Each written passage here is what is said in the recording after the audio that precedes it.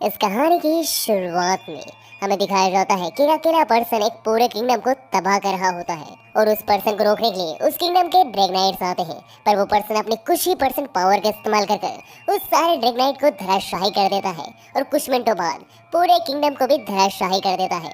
उस पर्सन की पावर को देखकर उस किंगडम के लोग उसे the reincarnation of demon Lord कहते हैं।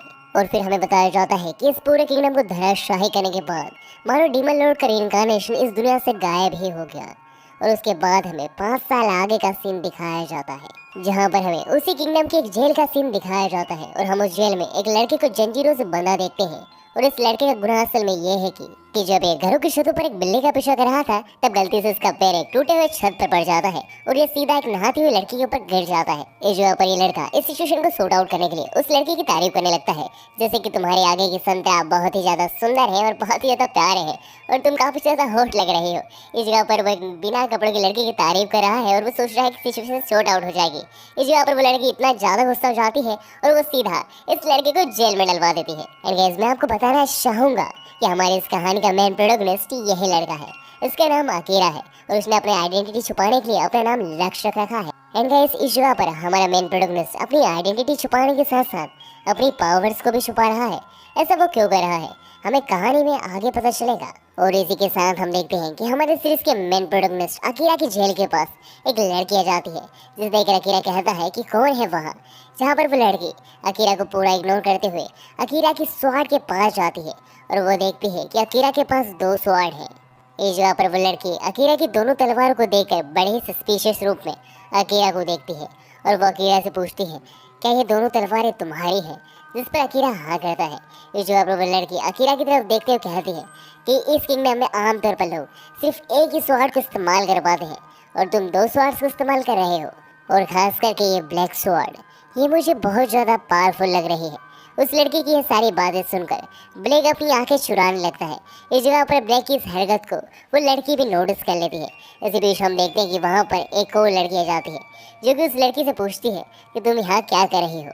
इस जगह पर वो लड़की बिना कोई जवाब दिए वहाँ से चली जाती है और जो अभी एक लड़की आई है वो अकीरा से कहती है, चलो ठहर के लड़के, अब तुम्हारा क्या सजा होने वाली है ये तो हेडमास्टर ही बताएंगे। और इसी के साथ हम नेक्स्ट सीन में देखते हैं कि 2 लड़कियां अकीरा को जंजीरों से बांधकर हेडमास्टर के पास ले जाने लगती हैं। और इसी के साथ हम नेक्स्ट सीन में देखते हैं कि हेडमास्टर को अकीरा सारी बातें बता देता है कि ये बस एक मिसअंडरस्टैंडिंग थी, ऐसा उसने जानबूझकर नहीं किया। इस जगह पर हम देखते हैं कि हेडमास्टर अकीरा पर इजीली विश्वास कर लेती है। इसके बाद हमें पता चलता है कि हेडमास्टर अकीरा की आइडेंटिटी जानती है और वो उनसे कहती है, Akira aka Lux Arcadia, the prince of Arcadia town, आपका स्वागत है। इस जगह पर लक्ष्य फिर से माफी मांगता है अपनी मिसअंडरस्टैंडिंग के लिए। इस जगह पर हेडमास्टर लक्ष्य को माफ करते हुए कहती है कि आपकी इसमें कोई गलती नहीं है और वो हंसने लगती है और कहती है, वैसे मुझे आपकी मदद चाहिए प्रिंस।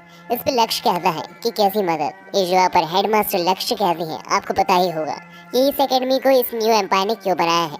जिस पर लक्ष्य कहता है, हाँ मुझे पता है कि इस एकेडमी को इसलिए बनाया गया है ताकि वो पावरफुल ड्रैगनाइट्स को लॉन्च कर सके, ताकि 5 साल पहले हुए हादसे में जो मिस्टीरियस ड्रैगनाइट वहाँ से गायब हो गया था उसे ये लोग मिलकर हरा सके। इस जगह पर हेडमास्टर एक और बात से खुलासा करती है कि इस दुनिया में अधिकतर ड्रैगनाइट असल में लड़कियां ही हैं और पहला मेल ड्रैगनाइट हमारा मेन प्रोटोगनिस्ट अकीरा यानी द प्रिंस लक्ष्य है। इसलिए हेडमास्टर लक्ष्य को अप्रोच करती है अपनी इस एकेडमी में पढ़ने के लिए। और ये पढ़ने वाली बात बाकी लड़कियां भी सुन लेती हैं, जिसे सुनकर वो बहुत ज़्यादा हैरान हो जाती हैं। लक्ष्य की एकेडमी में पढ़ने वाली बात आग की तरफ फैल जाती है और तभी वहाँ पर हेडमास्टर का ऑफिस का गेट खोलते हुए एक लड़की आती है और वो हेडमास्टर से कहती है, आपने भले ही इसे अप्रूव कर दिया हो एकेडमी में पढ़ने के लिए, पर मैं इसे कभी अप्रूव नहीं करने वाली, ये एक ठरकी लड़का है। इस जगह पर लक्ष्य उस लड़की को देखकर कहता है, तुम तो वही लड़की हो ना जो बाथटब में नहा रही थी। इस जगह पर उस लड़की को फिर से शर्म आने लगती है। उस लड़की को इतने गुस्से में देखकर हेडमास्टर उस लड़की से कहती है कि ये तुम्हारा विक्टिम है, तुम्हें इसे जो भी सजा देनी हो दे सकती हो। इस जगह पर वो लड़की लक्ष्य को चैलेंज करते हुए कहती है कि तुम पहले लड़के ड्रैगनाइट हो तो जरा मैं भी तो देखूं एक मेल ड्रैगनाइट की पावर। इस जगह पर लक्ष्य लड़ाई की बात सुनकर कुछ ज्यादा खुश नहीं होता, बल्कि वो सोचने लगता है। इस जगह पर वो लड़की सीधा लक्ष्य के ऊपर अपनी तलवार तान कर कहती है, तो तुम तैयार हो लड़ाई के लिए? अगर तुम जीत गए तो मैं तुम्हें माफ कर दूंगी और अगर तुम हार गए तो तुम्हें फिर से जेल जाना होगा। यह सुनते से ही सारी लड़कियां बहुत ज्यादा एक्साइटेड हो जाती हैं और वो कहती हैं कि आज उन्हें प्रिंसेस की लड़ाई देखने को मिलेगी। उन्हें बहुत अच्छा महसूस हो रहा है। और इसी के साथ हमें अगले सीन में दिखाया जाता है कि लक्ष्य एक लड़की के सामने बैठा होता है, जहाँ पर वो लड़की असल में लक्ष्य की छोटी बहन होती है। और लक्ष्य की छोटी बहन लक्ष्य से कह रही होती है कि अब आपको न्यू किंगडम की प्रिंसेस से लड़ना होगा। अब आप इस जगह पर क्या करने वाले हो भैया? लक्ष्य अपनी छोटी बहन की बातें सुनकर अपने ब्लैक स्वॉर्ड को देखने लगता है। और इसी के साथ हमें बैटलफील्ड का सीन दिखाया जाता है। और वहाँ पर लक्ष्य कुछ देर बाद ही प्रिंसेस भी वहाँ पर आ जाती हैं। तो जहाँ पर सारे लोग प्रिंसेस को सपोर्ट कर रहे होते हैं। इसी बीच प्रिंसेस लक्ष्य से कहती है कि क्या तुम्हें लगता है कि मैंने तुम्हें क्यों चैलेंज किया है? इस जगह पर लक्ष्य कोई प्रतिक्रिया नहीं देता, पर प्रिंसेस लक्ष्य कहती है कि अगर तुम ये मैच जीत गए तो मैं तुम्हें जरूर से बताऊंगी। प्रिंसेस के यहाँ कहते से ही हमारी लड़ाई शुरू हो जाती है, जहाँ पर लक्ष्य अपनी ब्लू स्वॉर्ड का इस्तेमाल कर अपने ड्रैगनाइट में बदल जाता है, जिसे देखकर सारे लोग हैरान हो जाते हैं। और वो कहते हैं कि ये कितना मामूली ड्रैगनाइट है, क्या वो सच में इस ड्रैगनाइट से प्रिंसेस से लड़ने वाला है? इसी के साथ हम देखते हैं कि प्रिंसेस का ड्रैगनाइट बहुत ही ज़्यादा रेयर होता है। इवन प्रिंसेस के ड्रैगनाइट को देखकर लक्ष्य की बहन भी कहती है कि इस प्रकार का ड्रैगनाइट होल्ड करना रेयर या फिर इम्पॉसिबल ही कह दो। इसके बाद हम देखते हैं कि प्रिंसेस बिना कोई देरी करे सीधा अपने स्पेशल इक्विपमेंट का इस्तेमाल करते हुए लक्ष्य के ऊपर हमला करने लगती है, जहाँ पर वो लक्ष्य के ऊपर लगातार 2 से 3 हमले करती है। और लक्ष्य उन सारे हमलों को अपनी स्वॉर्ड से रोकने की कोशिश करता है, पर उन सारे हमलों की प्रेशर से लक्ष्य की स्वॉर्ड टूट जाती है। इस जगह पर लक्ष्य बिल्कुल नहीं घबराता और वो प्रिंसेस से कहता है अगर ये मैच टाई पर खत्म हो तो फिर क्या होगा, ना मैं हारूं और ना आप हारे। इस जगह पर प्रिंसेस को गुस्सा आ जाता है और वो लक्ष्य कहती है तुम्हारे जैसे इंसान के साथ एक टाई होना मेरे लिए शर्मिंदगी की बात होगी। और यह कहकर प्रिंसेस बड़े ही गुस्से में लक्ष्य के ऊपर हमला करने की तैयारी करने लगती है। इस जगह पर प्रिंसेस अपना एक बहुत ही पावरफुल हमला द डिवाइन प्रिंस का इस्तेमाल करने की सोचती है, जिसे देखकर वहाँ की सारी लड़कियां घबरा जाती हैं कि वो एक कमजोर सी लड़की के ऊपर इतना पावरफुल हमला क्यों इस्तेमाल कर रही है।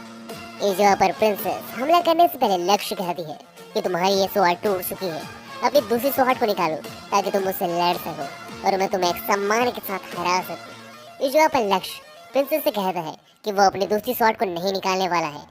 और यह सुनते से प्रिंसेस लक्ष्य के ऊपर हमला कर देती है। प्रिंसेस के इतने खतरनाक हमले को भी लक्ष्य अपने मामूली डैगनाइट और एक टूटी हुई स्वॉर्ड से डोज कर देता है, जिसे देखकर वहाँ की सारी लड़कियां हैरान हो जाती हैं। और उस जगह पर प्रिंसेस को तो और भी ज्यादा गुस्सा आ जाता है और वो अपना सबसे पावरफुल हमला तैयार कर लेती है लक्ष्य के ऊपर इस्तेमाल करने के लिए, जो कि इतना ज्यादा चमकदार होता है कि उसे कोई ठीक से देख भी नहीं पा रहा था। और प्रिंसेस फिर बिना कोई देरी करे सीधा लक्ष्य पर हमला कर देती है। हमले के असर खत्म होने से हम देखते हैं कि लक्ष्य पूरी तरीके से धराशायी होकर जमीन पर पड़ा हुआ है और उसके आसपास की जमीन भी पूरी तरीके से टूट चुकी है।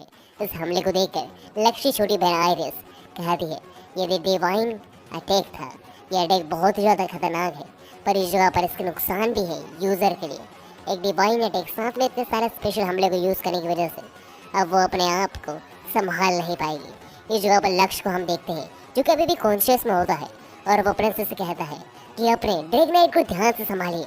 इस जगह पर गए प्रिंसेस अपने ड्रैगनाइट पर पूरी तरीके से कंट्रोल खो देती है। इसी बीच हम देखते हैं कि एक मिस्टीरियस कैरेक्टर बांसुरी को बजाता है, जिससे वहाँ पर एक ब्लैक ड्रैगनाइट आ जाता है और वो एक ड्रैगनाइट को जिंदा खा जाता है।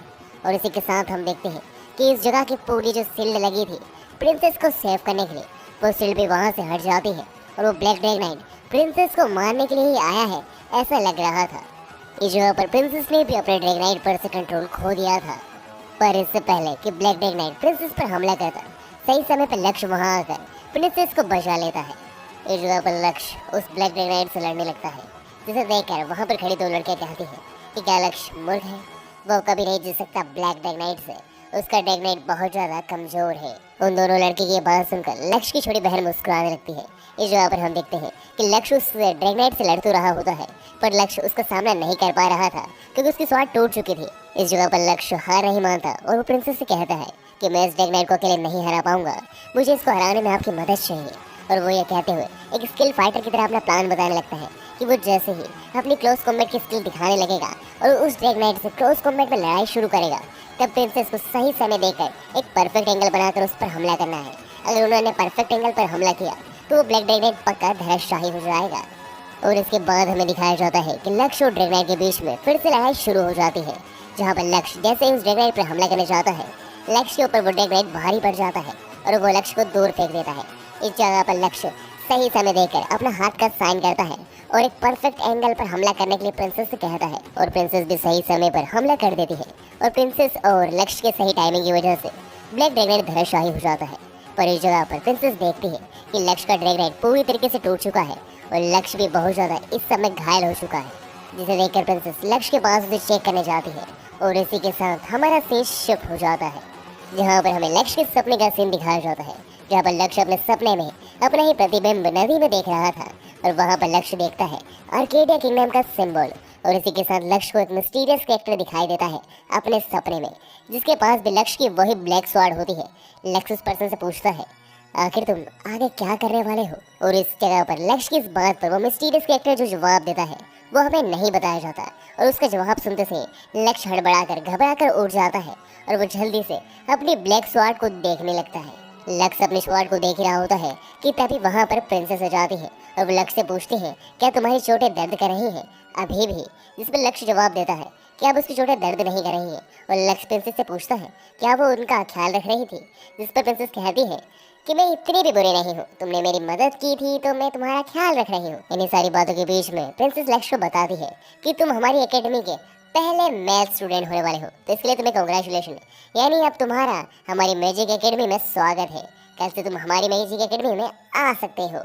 यानी गाइस इस जगह पर लक्ष्य को प्रिंसेस ने माफ कर दिया है और लक्ष्य अब आखिरकार मैजिक एकेडमी जा पाएगा और इसी सीन के साथ हमारा ये एपिसोड खत्म हो जाता है। So guys undefeated demon lord का ये एपिसोड तो खत्म हो जाता है, बट क्या लगता है आपको आखिर लक्ष्य अपनी पावर को क्यों छुपा रहा है और क्या होगा जब लक्ष्य अपने ब्लैक स्वॉर्ड का इस्तेमाल करेगा, सब कुछ जानेंगे अनडिफिटेड डेमन लॉर्ड के आने वाले एपिसोड्स में।